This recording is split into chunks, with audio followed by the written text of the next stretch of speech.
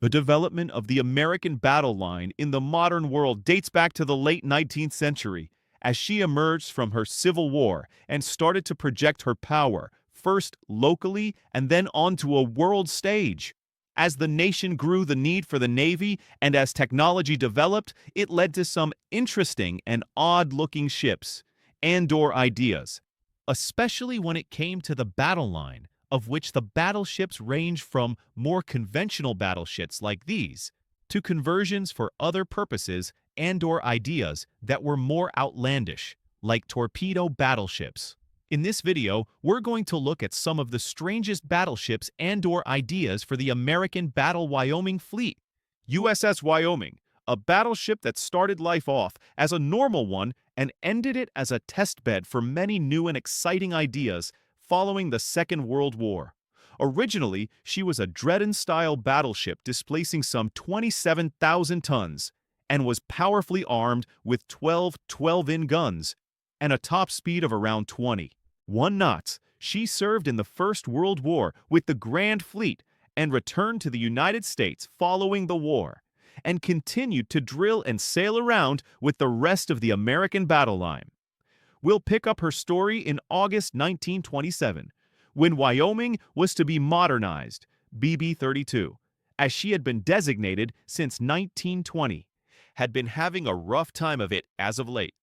Her machinery, old as it was restricting her to 14 knots by 1924, and realistically, a range of 6,700,000 nautical miles at 10 knots, instead of the 8,000 she was designed for.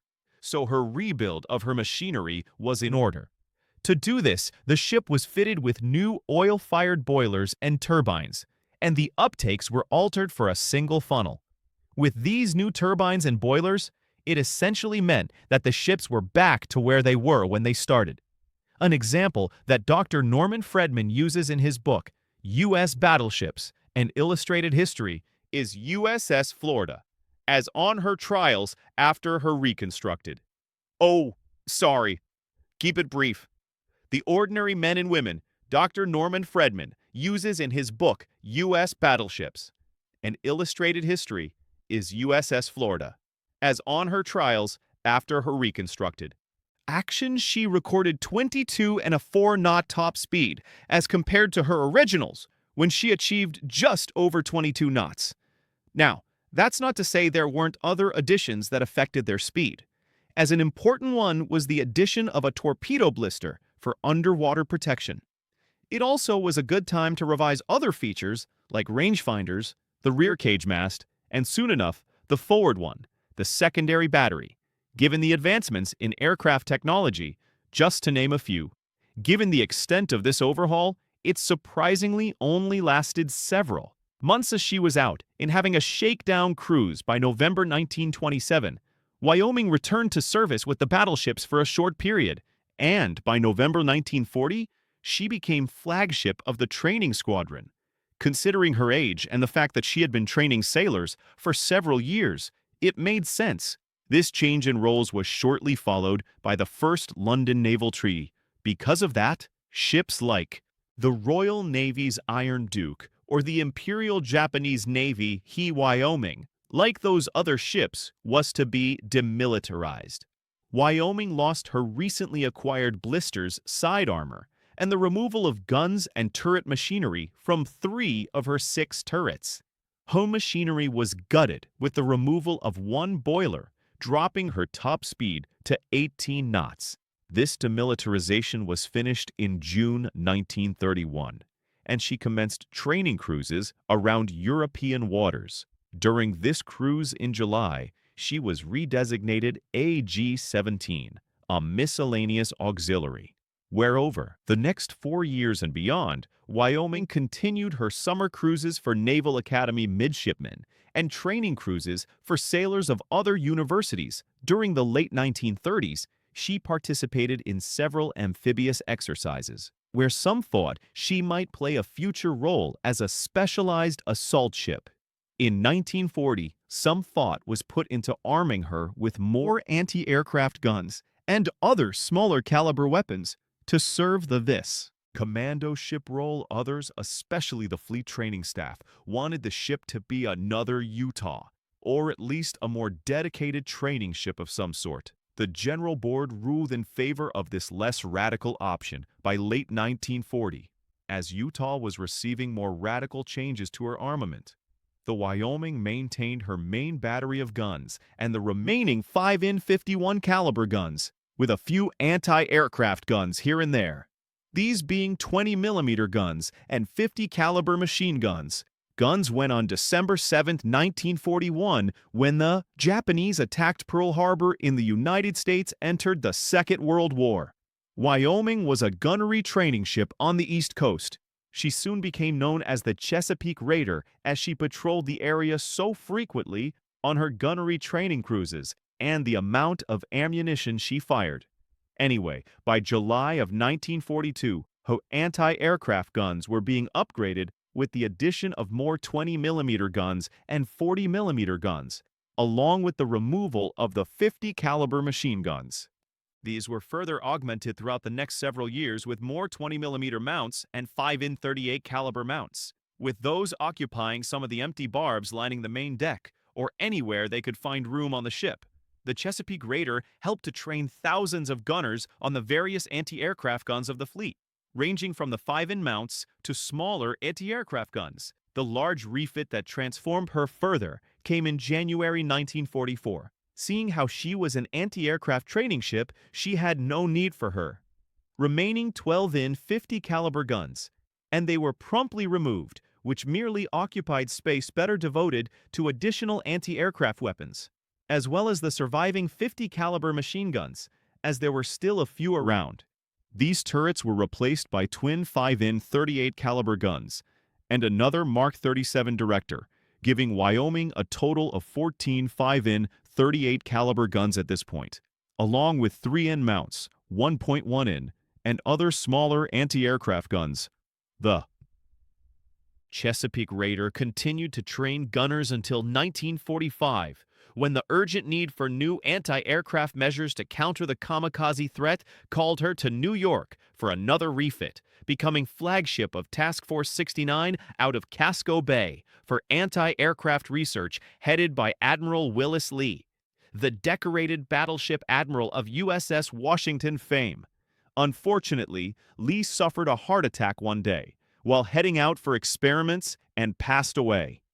Wyoming continued to serve in Task Force 69, which eventually became the Operational Development Force operating out of Norfolk, which tested all sorts of new equipment and, of course, further alterations to her battery and equipment.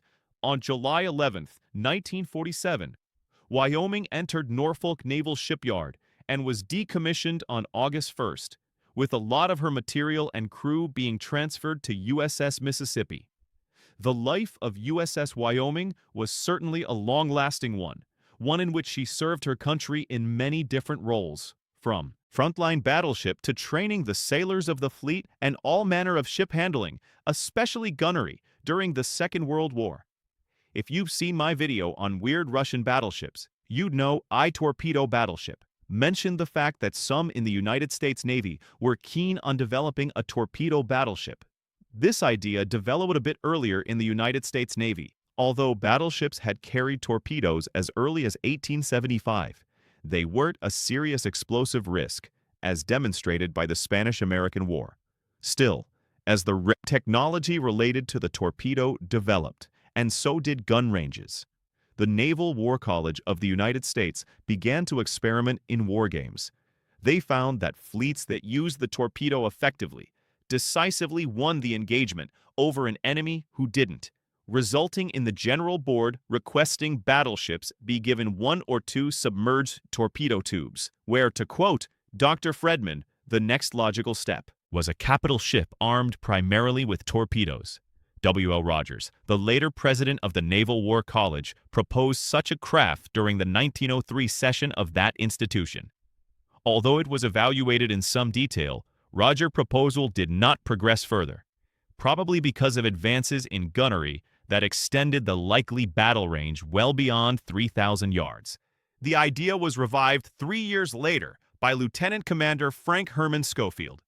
Schofield, while serving in the Bureau of Ordnance, proposed a moderate-sized 23-knot ship that was to be impervious to shell fire, armed with 16 21-inch torpedo tubes, the largest guns being 12 5-inch 50-caliber guns.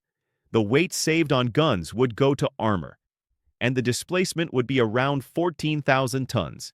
Schofield thought that a torpedo hit would probably or sink its target, and with increasing gun ranges, it made it very difficult for conventional battleships to use their torpedoes. And with this proposed torpedo battleship, they could close with the enemy and sow chaos in their line and allow the big gun battleships to handle the remainder of the fleet. Not too far off from the Russian idea in war games. It was found that 2 such torpedo vessels proved effective in battle, where again, taking from Dr. Fredman, so radical suggestion was of great interest, not least as an equalizer to spring a numerically superior foreign fleets. The natural test was the well-developed GN facility at the Naval War College. The main problem was how to interpret Schofield's assumptions concerning the vulnerability of his ships. Presumably, it would have been no advantage as far as underwater damage was concerned. Now we see that even the assumption of parity would have been optimistic, as the spaces devoted to underwater torpedo tubes would have been weak points in any underwater protection system. Indeed, this was a major reason for the ultimate abandonment of the submerged torpedo tube. However, it was a point-not sense for some years. The War College played out its games and found that the contemplated usefulness of Schofield's design depends on excessive speed, which must be considerable. The excess speed of a Schofield over the Dreadnought is only 2 knots. The assumption further includes no vessel of the enemy capable of neutralizing the Schofields, which is not a safe assumption. The British Invincible type is 2 knots faster, as a battery superior to any battleship in commission, excepting the Dreadnought. As a torpedo armament, about half as great as the Schofield, but is not so heavily armored, though they are still very well protected. The committee would go on to say that they thought Schofield's design could be a useful addition to the battle line in the right circumstances. Of course, still, they recommended more heavily armored, conventional battleships over this unique torpedo design. Schofield was not convinced, and he continued to develop his ideas. Eventually resubmitting his designs in 1911 for a series of tactical games, this time, battle cruisers were included in the tactical games, and any attempt by the torpedo battleship to close with the enemy line was met with superior gunfire. Although the torpedo had a range of 6,000 yards, now the guns could hit at twice the range. The conclusion from this game was that the torpedo battleship was vulnerable, especially from attacks by destroyers, and money could be more usefully spent on those and more conventional battleships. Schofield, ever the persistent man, objected to this, feeling that the games were rigged against his ships, but the battleship was not again taken up by the General Board. The torpedo battleship work was picked up by another individual, R.H. Robinson, who headed the design branch, and the studies were intended for Schofield's use. At Newport, they formed an interesting contrast to Robinson's work on battle cruisers. Schofield still stayed involved over the coming years with the torpedo battleship, and Dr. Fredman writes in both cases, high speed and heavy armor were demanded, and in consequence, a very long haul had to be used. This in turn implied unusually great bending stresses, even as here, in the absence of such concentrations of weight as gun mounts. By this time, Schofield had accepted the necessity for some gun armament. One of his ideas was for the use of a single triple, or even quadruple 14-in turret forward. His ship would use her very considerable speed advantage to achieve a position in which she could rake a column of advancing ships. The target involved would be so large that the ship would not need to be a particularly strong gun platform to achieve hits, hence a very large metacentric height. Providing considerable security against underwater attack would be acceptable. In the summer of 1912, using some of Robinson's studies, the torpedo battleship was made bigger, in progressive alterations displacing over 30,000 tons, and machinery for at least 27 knots, moving to 30 or 31 knots, with the 14-in gun arrangement and as many as 46-in guns, with a reduction of the torpedoes to 8. Some of the criticism of the design was for mounting the 14-in guns all forward, and the weight of the machinery, as it would need to be extremely large to produce 115,000 shaft horsepower to achieve that 31-knot top speed. Although this much reduced version in terms of torpedoes had more prospects, as the General Board was impressed by torpedoes aboard capital ships. And with more guns, it could have been more impressive to the General Board. Still, the underwater torpedo was desired on newer, more conventional battleships. The General Board desired the battleship of 1915 to have as many as 6 broadside torpedo tubes. But compromises were made for the machinery. Once again, Dr. Freewright's war experience soon suggested, however, that the underwater torpedo tube might not be so good an idea. In January 1916, the Bureau of Ordnance reported that torpedoes could be fired at any speeds much beyond 16 knots. Examples of underwater damage emphasized the weakness the after torpedo rooms represented, and in the end, they were ordered omitted. Policy changed again in 1921.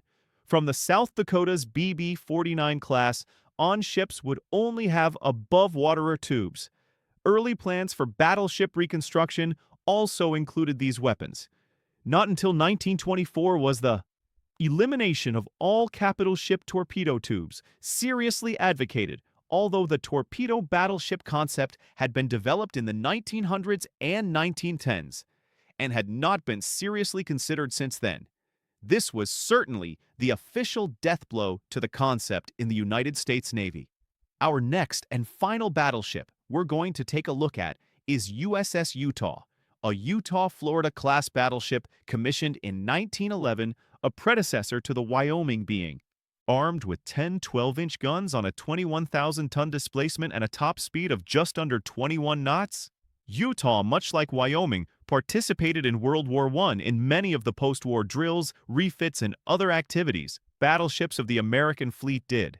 Where her story gets interesting is in 1930, with the London Naval Treaty, as much like Wyoming, she was demilitarized. However, instead of becoming a training vessel like Wyoming, she became a radio-controlled target ship, where she was stripped over her guns and remained in.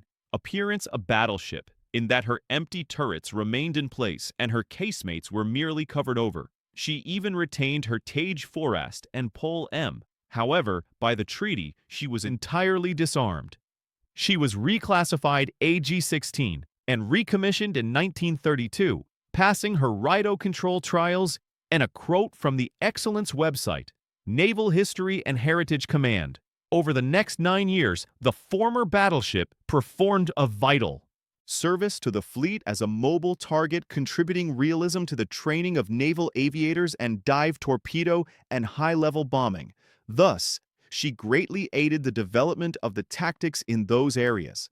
On one occasion, she even served as a troop transport, embarking 223 officers and men of the Fleet Marine Force at Sand Island Midway for amphibious operations at Hebe, Hawaii, as part of Fleet Problem 16 in the early summer of 1935. She then transported the Marines from Hawaii to San Diego, California, disembarking them on June 12, 1935. That same month, June 1935, saw the establishment of a fleet machine gun school on board Utah, where she continued her mission as a mobile target ship. The former Dreadnought received her first instructors on board in August 1935. The first students, drawn from the ship's company, IES, of the light cruisers Raleigh, Concord, Omaha, Memphis, and Milwaukee, and the aircraft carrier Ranger reported aboard for training on September 20th. Subsequently, during the 1936 and 1937 gunnery year, Utah was fitted with a new quadruple 1.1-in machine gun mount for experimental test and development by the Machine Gun School. Some of the first tests of that type of weapon were conducted on board. The reason for those tests is that by the late 1930s, the battle fleet needed anti-aircraft training far more than target practice against ship targets. In 1935, the Utah was converted into a fleet machine gun school, and because of her versatility as demonstrated by that quote, She was described as one of the most useful vessels in the fleet, besides serving as a realistic target for exercises involving carrier-based planes. She also towed targets during battle practices conducted by the fleet's battleships and took part in that year's fleet problems. And after providing mobile target services for the submarines of Submarine Squadron 6 in the late autumn and winter of 1939, Utah devoted the next 8 months to special machine gun work. During the summer of 1939, she was refit with 4 5-in 25 caliber guns and 2 quadruple 1.1-in machine cannons. Utah became a general-purpose training ship. The following summer, Utah sailed for the Hawaiian Islands. She operated as an anti-aircraft gunnery school in the Hawaiian operating area until sailing back to the West Coast Ghost, doing similar services for the ship stationed there. Eventually, she made her way back to the East Coast in a second refit at Puget Sound, this time with 4 5-in 38s and all 4 aspects of the game, whereas the main driver now, the Kill T 5-in Free Scientific 8, said in February 18th when the Free Ws had 7 comments. Utah became a general-purpose training ship in the Hawaiian Islands. She operated as an anti-aircraft gunnery school in the Hawaiian operating area until sailing back to the West Coast, doing similar services for the ship stationed there. Eventually, she made her way back to the East Coast. A total battery of 8 5-in guns, 2 quad 1.1-in, and 16 50 caliber machine guns, along with 20mm guns which were added later on. She also received repairs and alterations during the spring 1941 refit, and even received a fresh coat of paint, more apt for possible wartime service. Utah made her way to Hawaii by September of that year, performing her duties as an anti-aircraft gunnery drill ship over the coming months until the fateful day. Oh, wow! Morning of December 7th, 1941, shortly before 8 a.m., Utah was moored off Ford Island, and Beers' 11 men on the ship noticed 3 aircraft on maneuvers, heading in a northerly direction from the harbor, and began diving on Ford Island, where the SE plane hangars were, and began dropping bombs, where again, taking from Naval History and Heritage Command, the attack on the fleet at Pearl Harbor lasted a little under 2 hours, but it was over in a few minutes for Utah. At 8:01, soon after, sailors had begun raising the colors at the ship's finale, the UR, while Battleship took a torpedo hit forward and immediately started to list a port as the ship began to roll ponderously over on her beam ends. 6 by 1 12-inch timbers, placed on the decks to cushion them against the impact of the bombs during the ship's latest stint as a mobile target, began to shift, hampering the efforts of the crew to abandon ship. Below men headed topside while they still could, shortly before 8:12 a.m. The mooring lease snapped, and Utah rolled over her. Survivors struck out for shore, with some taking shelter under the mooring quay, since Japanese DERs were active. 58 men were killed in Utah sinking, and she was officially stricken from the Naval Register. Later on, she was partially righted to clear an adjacent berth, but her partially submerged hulk still remains in Pearl Harbor. She also received 1 battle star for her services in the Second World War. The ships on this list just scratch the surface of ideas and/or unique conversions for the United States battleships. In the future, I plan on covering more of them, especially Mississippi and her role following the Second World War. Hopefully, you found this look at these American battleships interesting. I always love looking at the United States Navy, but for whatever reason, it doesn't seem to interest you. You all, based on YouTube statistics. Anyway, please remember to like and subscribe, as it'll help the channel too. Thank you all for watching, and until next time, my friends, have a great week.